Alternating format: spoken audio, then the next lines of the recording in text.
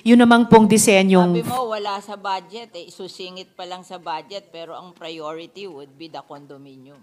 Na sinasabi mo, 3.2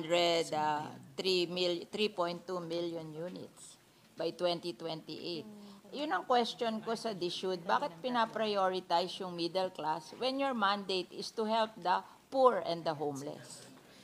Yung pong binanggit ko, Mr. President, na mga ipopropose pa lamang ng DSUD na public rental housing at saka yung dalawa pa, bukod po doon, yung existing na pinagkakagastusan ng GAA ng Ang question NHA. ko, why are you prioritizing the 3.2 million condominium for the middle class when your mandate is to help the poor and the homeless? Dapat yun ang first priority.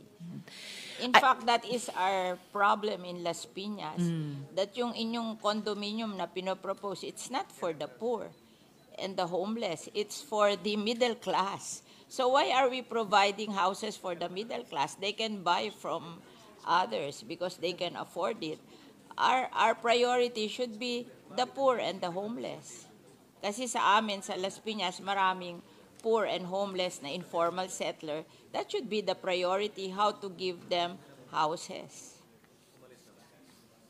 Before kasi, yung aming CNP program, we're just giving land to the poor and the homeless.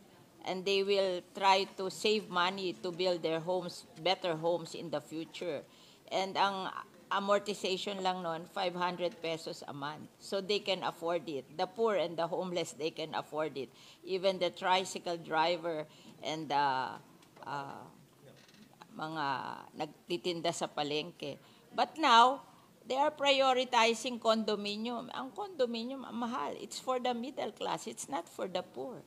Tapos paaalisin nila doon sa lupa yung poor, lalagyan nila ng condominium. Saan nila dadalhin yung poor?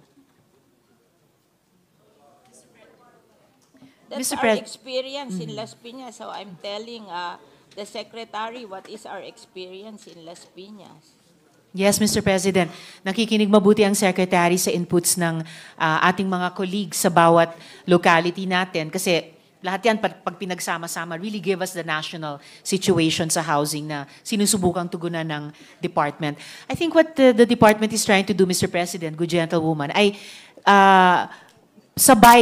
sabay na trabahuin ito with government funds, prioritizing housing for the mahihirap, poor. nakatira doon sa lupa, natatayuan nila ng condominium. Saan dadalhin yung mahihirap na cannot afford the condominium? Mr. President, kahit sa condominium, sinasabi nga po ng DSUD na pati ang condominium ay for the poor as long as may interest subsidy. So sinusubukan po ng department They're telling mag-innovate me it's sa mga 4,000 a programa. month. Hindi daw po, Mr. President, but I'll get Hindi the totoo updated yun. figure on Yun that. ang pinopromote nila, 4,000 a month.